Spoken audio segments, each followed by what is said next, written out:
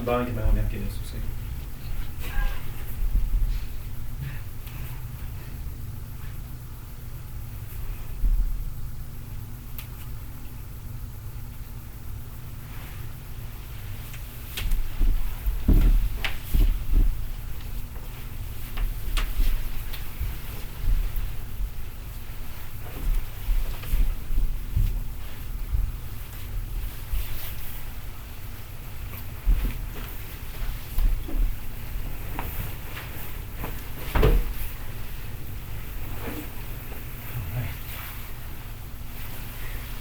So once again, thank you, Joyce. There's been people all over the world that's been enjoying these recordings. All over the world. Yeah. Yeah, getting lots of likes on them, and yeah, it's good. Good job. Well, it's great because you edit them. Like there's separate meditations, and then there's a class, and so it gives people a chance to tune in whatever way they choose.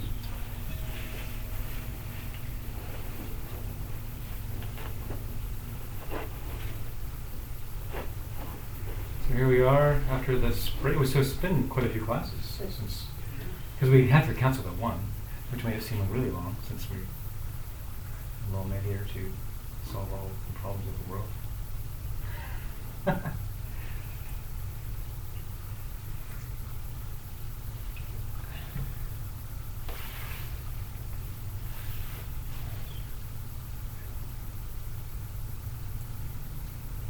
You know,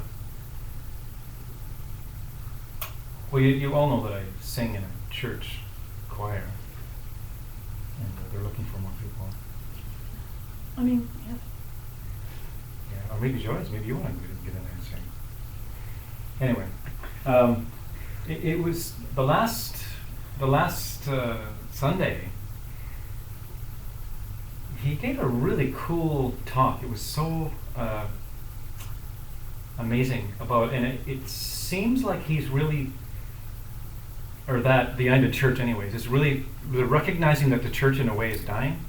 In a way, like the way that they were can no longer be sustained in this world. So they have to change. And from what I can see, this change that the church, that Robin is ministering to, I think is a welcome for him. I think he's all for that. Because we did the Christmas choir in the, was it 5:30? We had the main. Everybody came. It was full. It was this big night, and then we came back. But 4 of the singers came back for the 11:30 p.m. thing, and it's very different. There was 6 people in there, and it was very dark and very quiet. And it was really cool because he said some things that he never says. So it was like the diehards came and got like the tantric teaching or something. It was like the diehards came and got the twilight language. It was very, very sweet because he, of course, he has to deliver, the word of the Bible in a certain way in that setting to like 300 people or however many people show up on Sunday, which is, I think, diminishing. And doesn't seem to be a lot of new young people coming in there. Even though our band is fantastic. No. But he was saying things like, some people see God like he's some elderly figure in the sky, or some people see God like it's interesting to me that it's always he, which totally I don't understand that, but that he is some kind of vaporous mist that fills the world, and he got really quiet and he said, but God is none of those things. He said, God is closer than your breath. And he's never said that in any kind of public teaching like that. He's closer than your breath.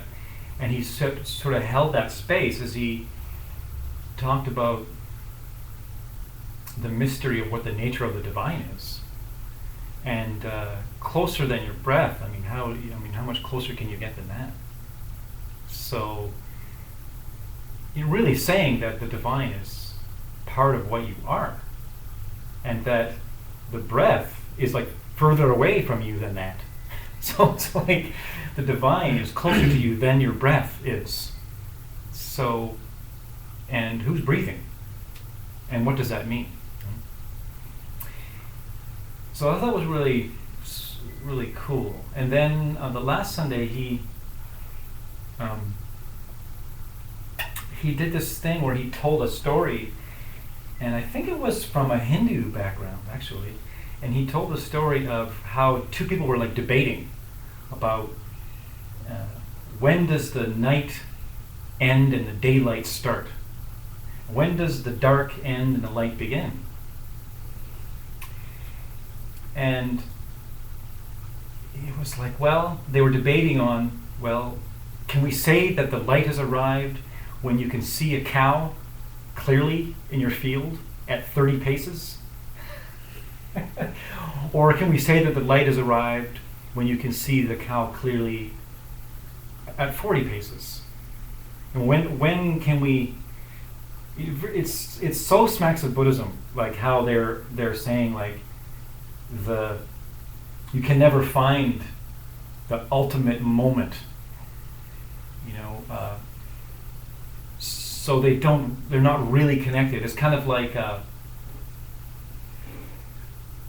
how can you find where your mind and your body actually touch? How are you going to find that place?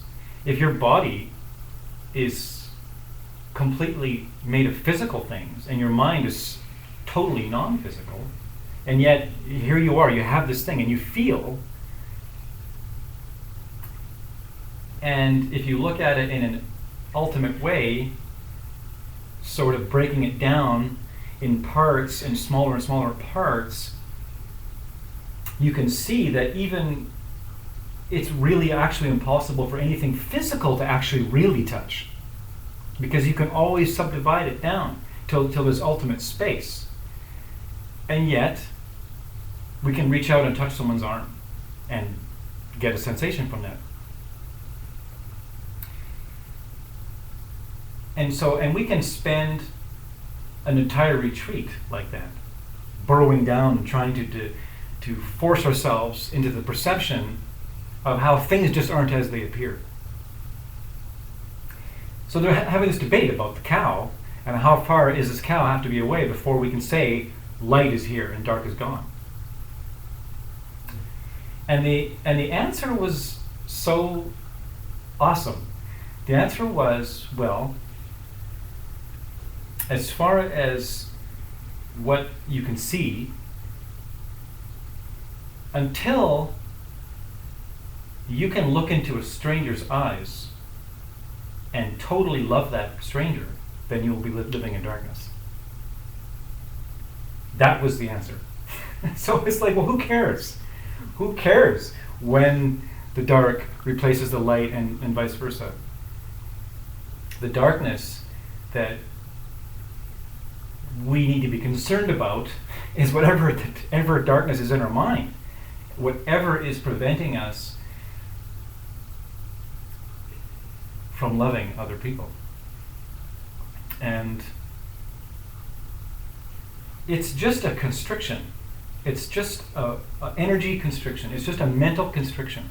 That's the only thing. There's nothing about us that's hardwired to resist anything or anyone. We're just not hardwired like that. We see, it seems like we are.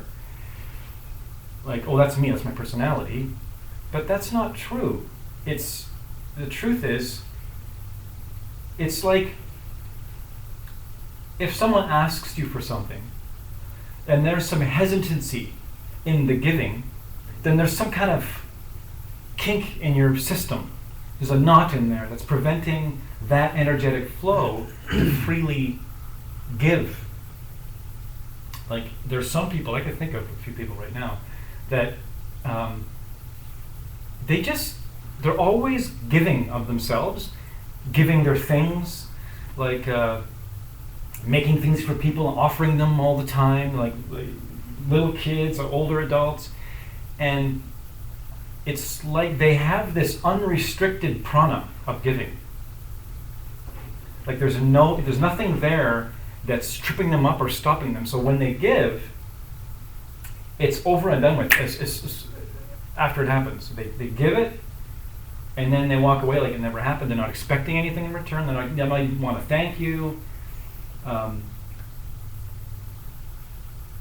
And then you'll see somebody do the same thing, and there's some hesitation, there's some expectation. So it's like the wind of giving is there, or the prana of giving is there, but it's slightly constricted. Slightly constricted. And so that's what we're doing here, is to become unconstricted.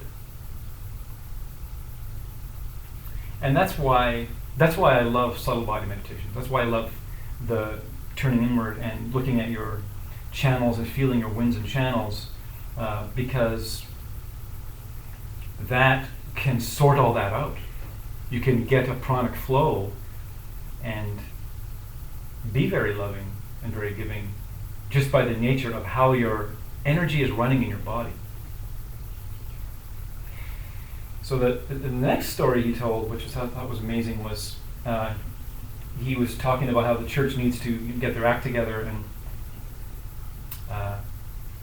it was a story of, I think, Copernicus, the Roman soldier, who was a very devout, I don't know whether you'd say Christian. You couldn't say Christian at that point. Devout, I don't know. But he had this vision. In the middle of the day, this angel appears to him and says,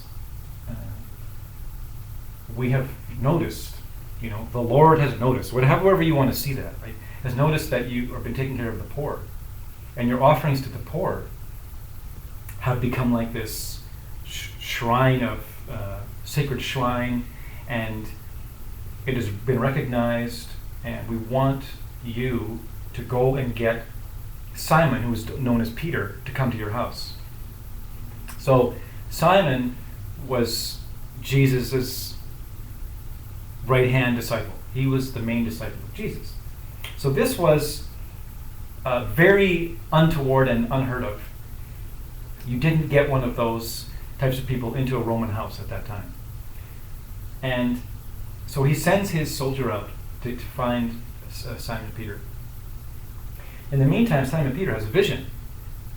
Angel comes to Simon Peter and says, listen, someone's going to come for you. It's a Roman. Go. Don't hesitate. So this happens. They find Simon Peter. And Simon Peter goes to this man's house, this Roman's house. And everybody's like, what's going on? This is so backwards. So unheard of. And so the Roman is like, I don't even know why we're doing this.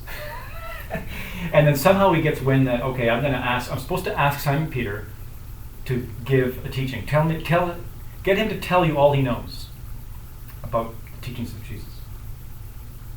So this happens, and Simon Peter lays this teaching down, I guess. And then the moral of the story is, it's very interesting. It's not that Copernicus was converted. It was Simon Peter that was converted.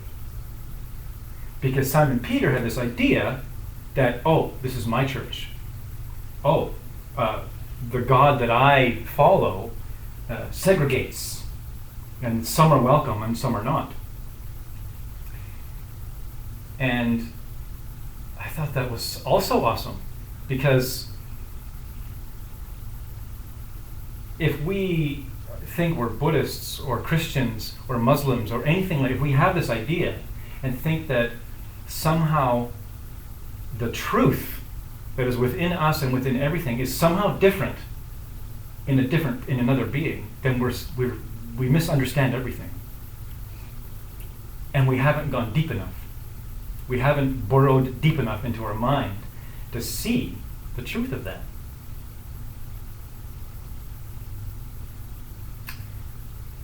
So it's just a very beautiful teaching on what we assume in our minds and what we can notice when we see anyone.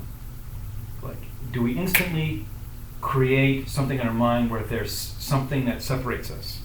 You know, you are that kind of person. I am this kind of person, and somehow we're different, and somehow the ultimate divine truth would somehow be different for you, and that's just impossible.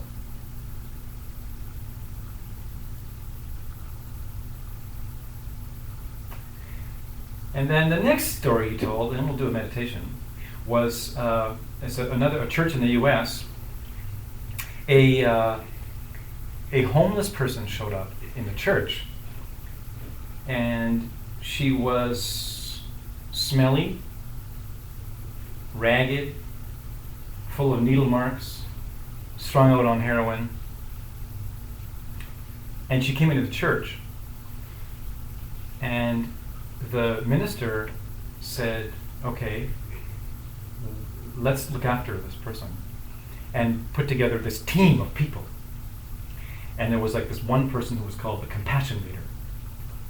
And then that person was a female, I guess, because he kept saying her. So she had her team. And it took a while. It took quite a long time, they say. They didn't say how long. But they kept helping her. And finally, she got off the streets. Finally, she cleaned up, got off drugs. Finally, she eventually got a job, got a place, and was happening. And when that was all said and done, the minister came up to the compassion leader and said, I want to thank you for doing that. And she looked at him and said, her name, did I say her name was Alice? No, her name was Alice. She said, you should be thanking Alice. We should all be thanking Alice. Because we're a church again. You know, this is what we're supposed to be doing. And that somehow that changed, that brought the church back to what it was meant for in the first place. Instead of, the words that he used was, instead of a bunch of old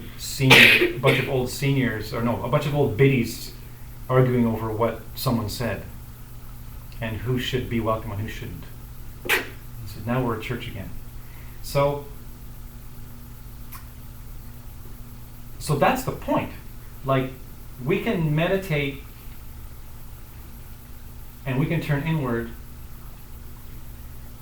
and if you don't notice that you're starting to feel more from your heart and start to welcome more people and have more compassion, then something's gone sideways in your practice. Something's gone sideways, and I don't think anybody in this room is candidate for that sideways thing. But Siddhartha Sattota.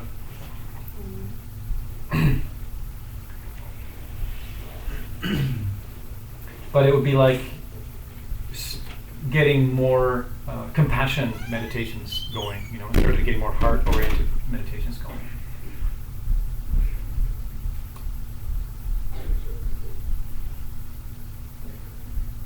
Because what else is there to do, you know?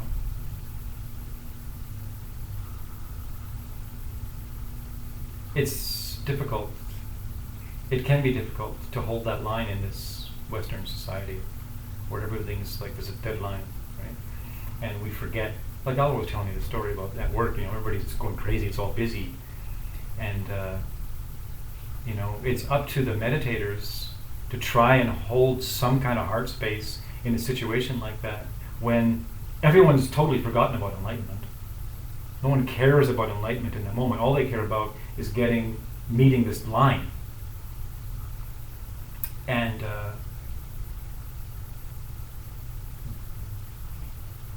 that, you know, in the big picture, how important is that?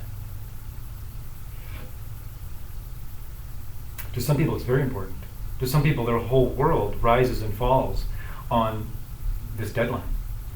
And so, you know, we have to have compassion for that movement of mind in their head, and so recognizing any unloving way we view any situation as our problem, and that anything anyone is doing that shows us that in ourselves, we should be happy. We should be thankful that they're showing us that thing in us that refuses to go there, that refuses to give or love or melt or anything like that. So let's do a little meditation, shall we? Yes, Amanda, you say something? I'm just wondering if she's okay. Like, She's running around like she's a... got a drink, right? Yeah, Christine, give her. Oh, okay. She's got a whole jug. Okay. She can. Last time, I don't know if it was last class or 2 classes ago, I think she ate all the popcorn. You were. I was... Because there was a big bag there before we started. And at the end, I wasn't. And at one point, I'm teaching, you guys are looking at me, and I see this hand come up over the sill and go like this, and then I see the bag lift and then just disappear. And then we came out and it was like, no popcorn. And then I think Yasmin said, those are for other people too. All right.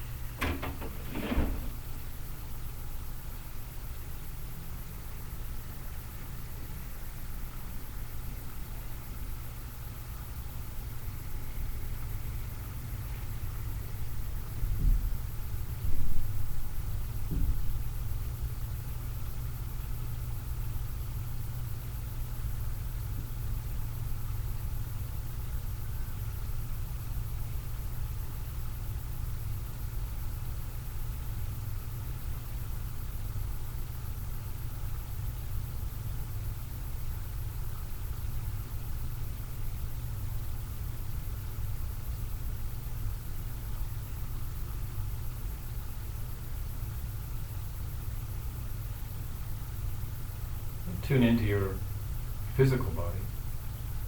Feel the presence of your physical body in the room.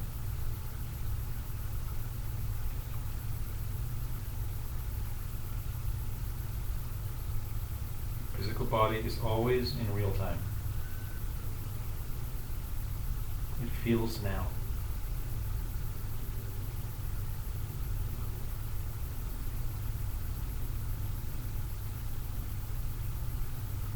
Tune into the sensations that you feel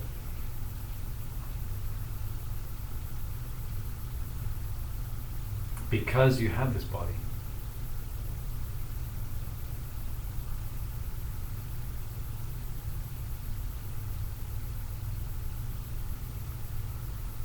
And that without it, what could you possibly be feeling in that way? What does it feel like to have a pair of feet?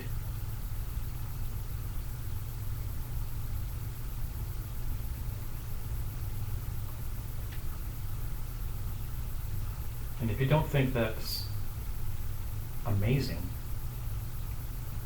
this miracle that somehow allows you to move around on these feet,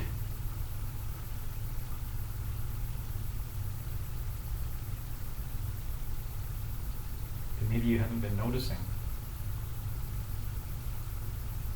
that many, many miracles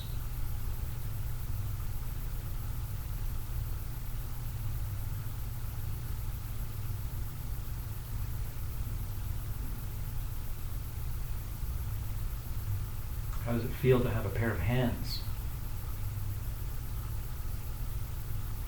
Your energy filling your hands.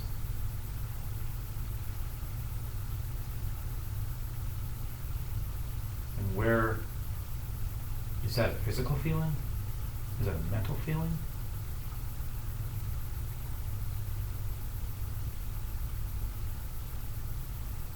It's not really important to know that. Just noticing that you're occupying those hands here and now.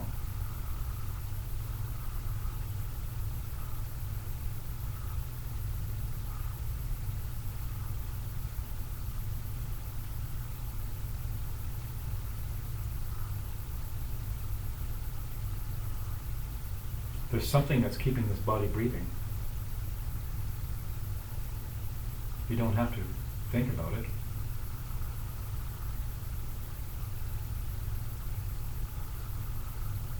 You can try and override it and hold your breath.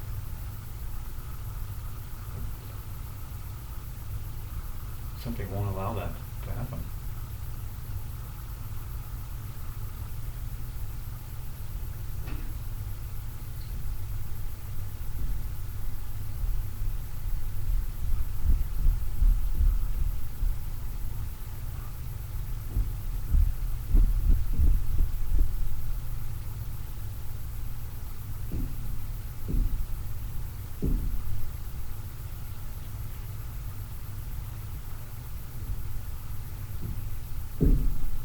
Every sound that you hear,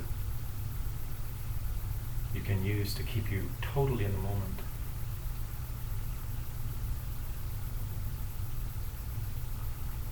How is it possible that you could hear that without a body? What would it be?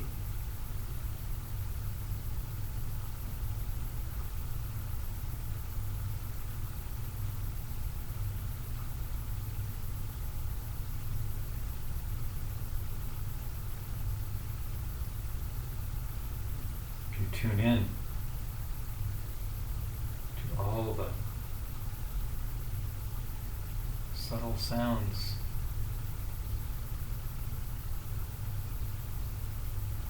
just singing to you, brushing up against your body.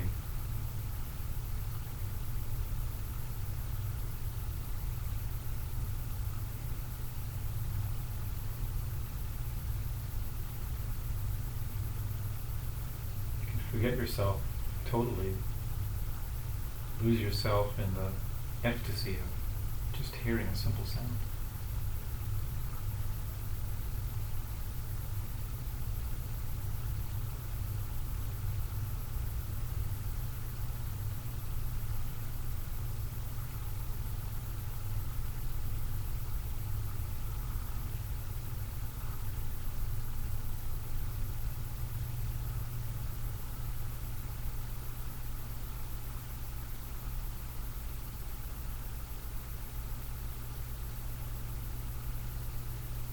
Sitting awake.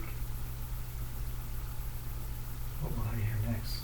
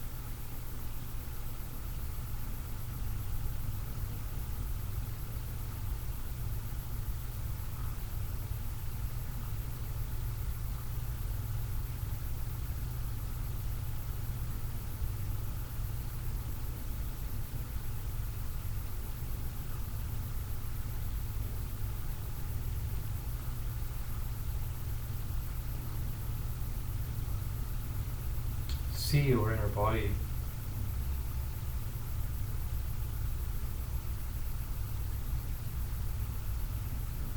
filled with streams of white light.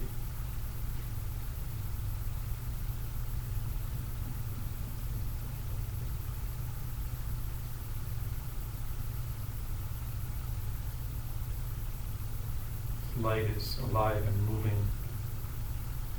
Countless streams, countless channels.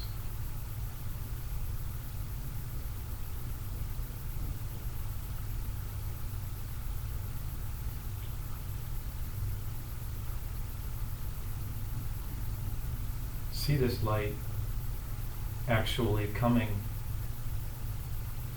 being born in your heart.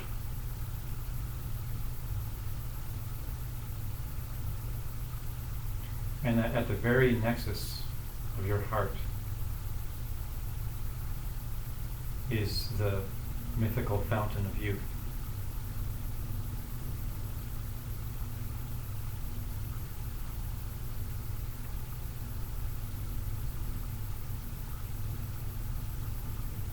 People search and search the outer world for this thing that resides in your very own heart.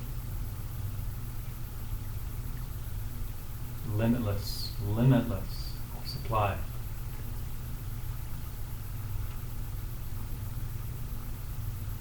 See this light streaming out of your heart, filling your body and giving you the shape of your body.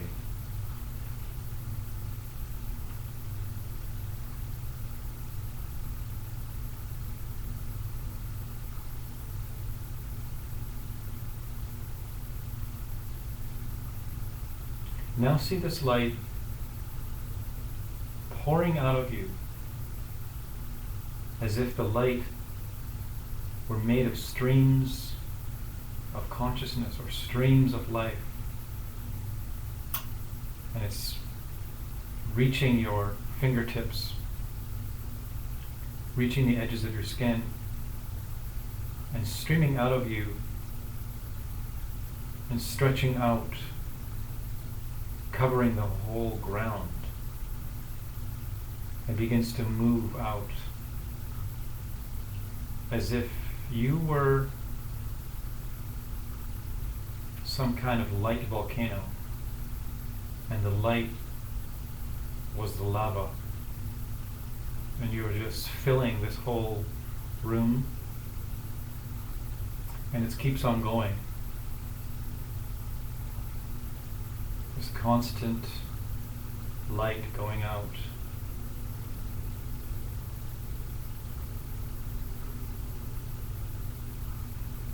Informs the world that you see and begins to connect and intertwine with all the other beings.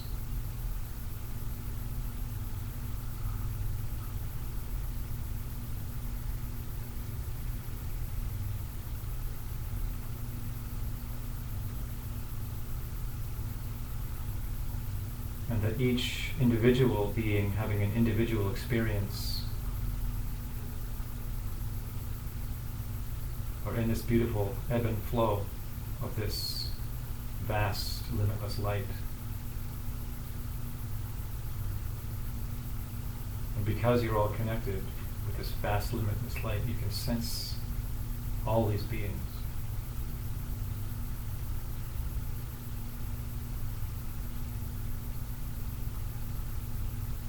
And then for no particular reason at all, you just decide that you're going to wish them all well.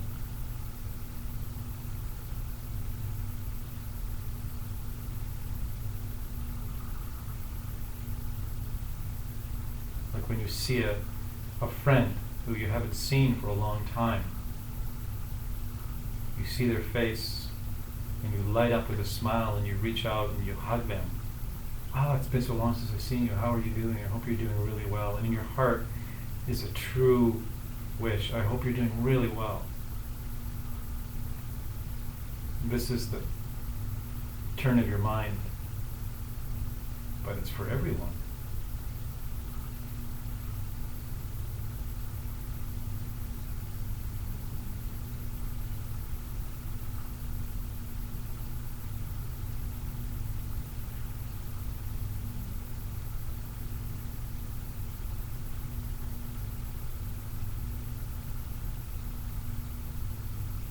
And as this light moves gracefully, intertwining like countless tendrils,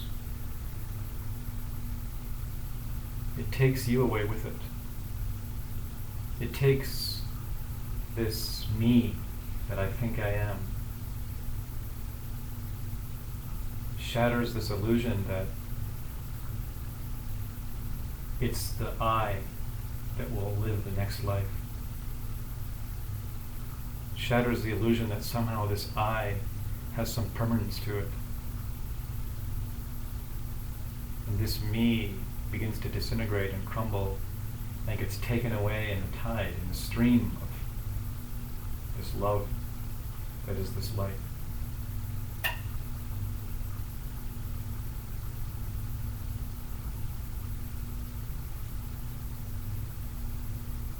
And you remain unconstricted, free of the chattering mind, free of the words that tell you all kinds of things about you that are inaccurate.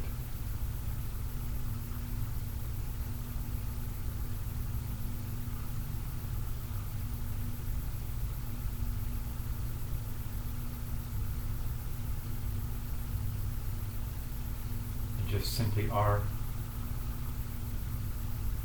unstoppable.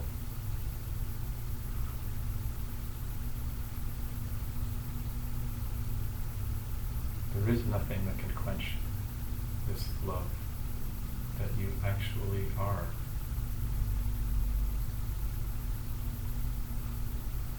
And that anything else that you may think you are is just an illusion, an impermanent flash across your sky.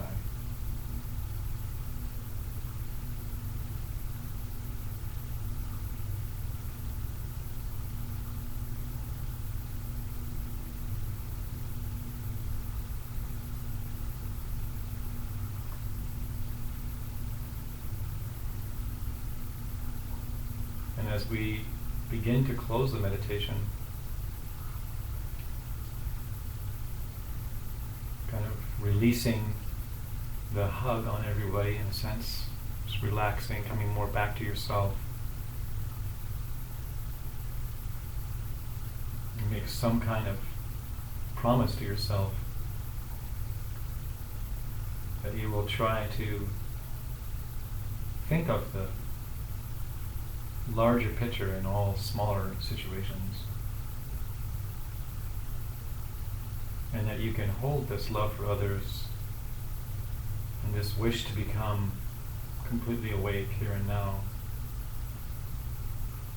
in your work, in your play, in the things that you might not particularly want to do, and in the things that you may want to do.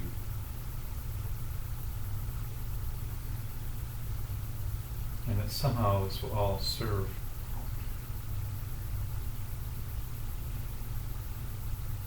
it will all help me become completely open and present and awake.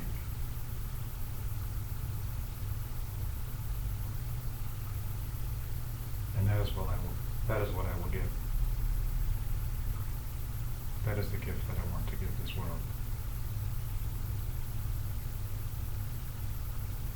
So it catches on like wildfire.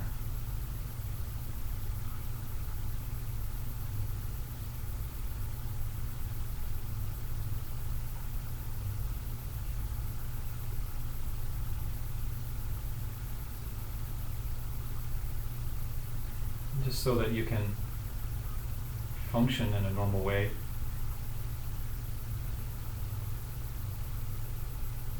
See this light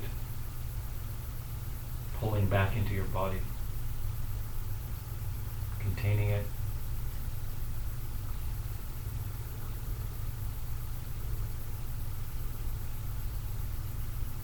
it curls up inside your body and fills your body, being the thing that will move your fingers,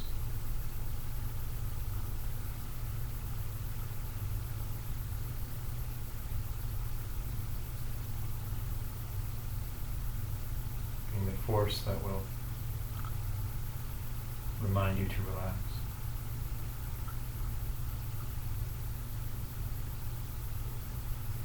Will be the force that lets you know when you close yourself off from somebody else.